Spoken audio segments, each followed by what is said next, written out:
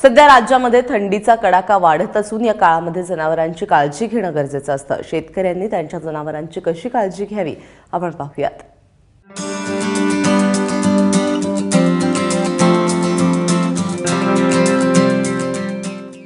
हिवाळा ऋतू माणसांप्रमाणे जनावरांच्या आरोग्यासाठी उपयुक्त समजला जातो।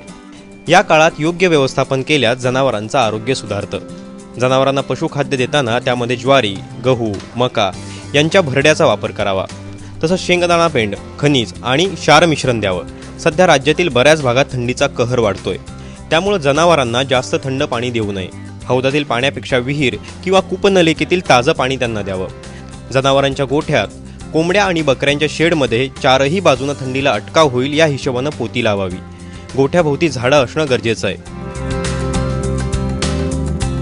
रात्री जनावरांच्या निवाऱ्याची योग्य व्यवस्था करावी।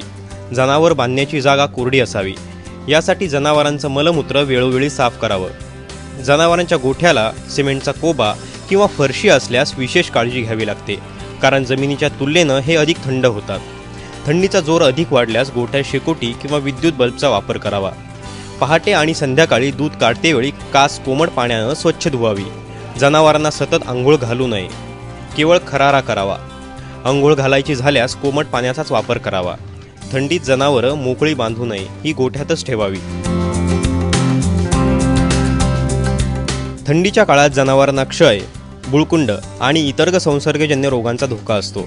यासाठी पशुवैद्यकाकडून जनावरांची योग्य आरोग्य तपासणी करावी। चांगली काळजी घेतल्यास जनावरांची प्रजनन क्रिया हिवाळ्याच्या सुरुवातीला सुरू होते। दर 3-4 महिन्यांनी जनावरांच्या प्रजनन क्रियेची तपासणी करावी। जनावर माझावर येण्याकडे पशुपालकांनी बारीक लक्ष द्यावं। जनावर माझावर आल्यानंतर त्याचं कृत्रिम रेतन करावं। हिवाळ्यात जनावर गाभण राहिल्यास विशेष काळजी घ्यावी लागत नाही। थंडीमुळे त्यांचा प्रजनन काळ सुलभरित्या पार पडतो। गर्भाची वाढ झपाट्यानं होते। हिवाळ्याच्या 3 महिन्यांपूर्वी व्यायलेल्या गायी या काळात गाभण राहतील याचं शेतकऱ्यांनी नियोजन करावं। ब्युरो रिपोर्ट, ABP माझा।